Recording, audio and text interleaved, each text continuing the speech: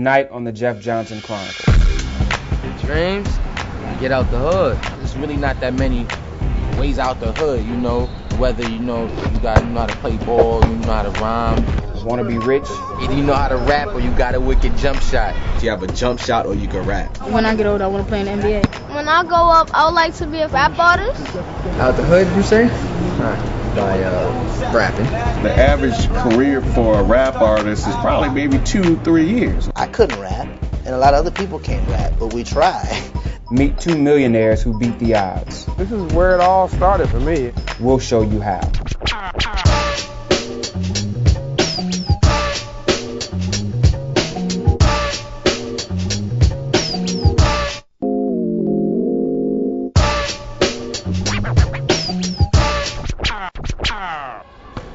So you want to make it out of the hood. Whether your desires are making a lot of money or making a difference in the world or both, the real question is, what is your plan for making it?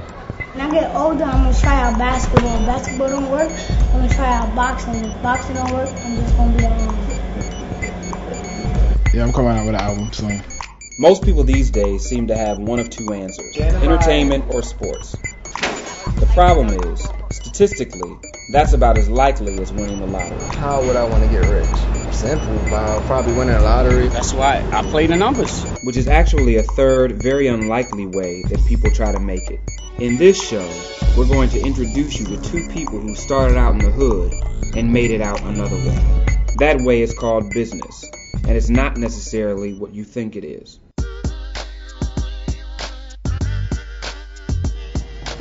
From the outside, it looks like John Bryant is living the myth. He's got the bike, he's got the Benz, he's got the Jag. He's got the huge TV, the beautiful wife, the enormous house. John Bryant is a millionaire.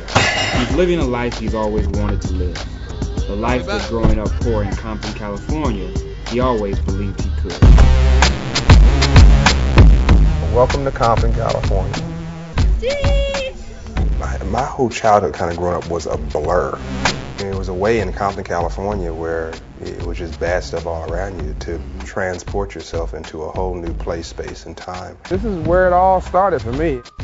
This was our house, and that was our den. This was the kitchen, living room. That was George's house. He was killed.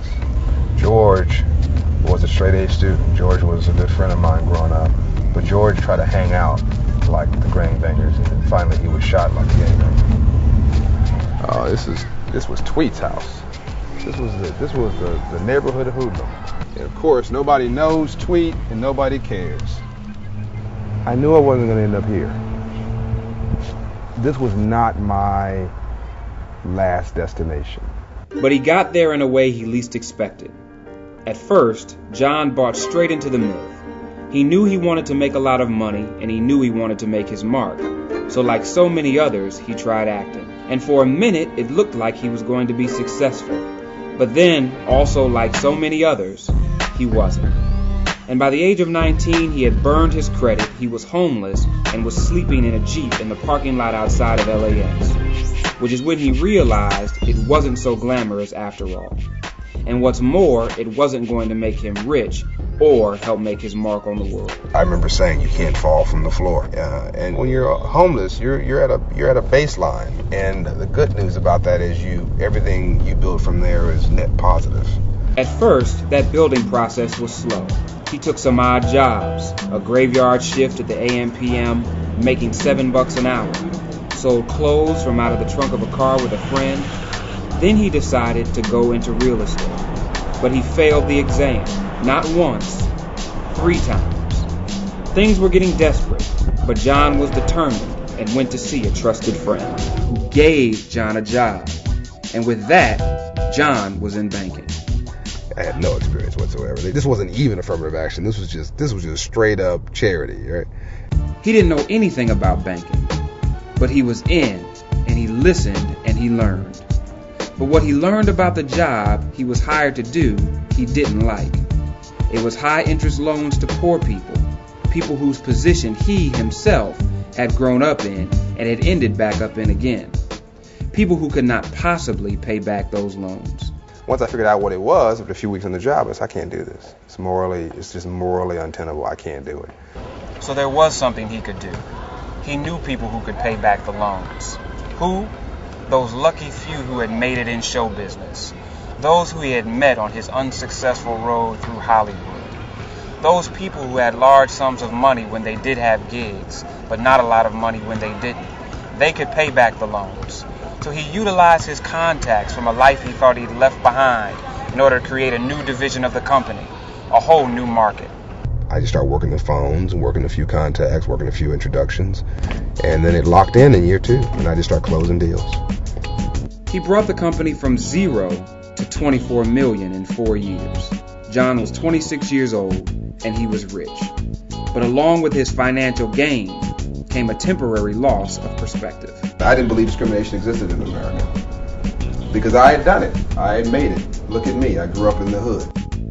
I grew up in Compton, California, South Central LA, moved up, moved out. Used to blame poverty on the poor. You know, we have the same experiences. You're a lazy bum. Da, da, da. I mean, I had no patience. Then came a wake-up call. A big one. It was 1992, and John and the rest of the world watched in utter disbelief as the police officers seen beating Rodney King on videotape were acquitted by an all-white jury. Then came the uprising. My life turned upside down, and I felt guilty. And so out of guilt, I started Operation Hope in '92. Operation Hope is the name John Bryant gives to his struggle since 1992 to rebuild inner cities and bridge the gap between America's mainstream and minority communities. Through his Hope Centers, the first of which opened in Los Angeles in 1996, Operation Hope provides needed financial services to communities that don't get them.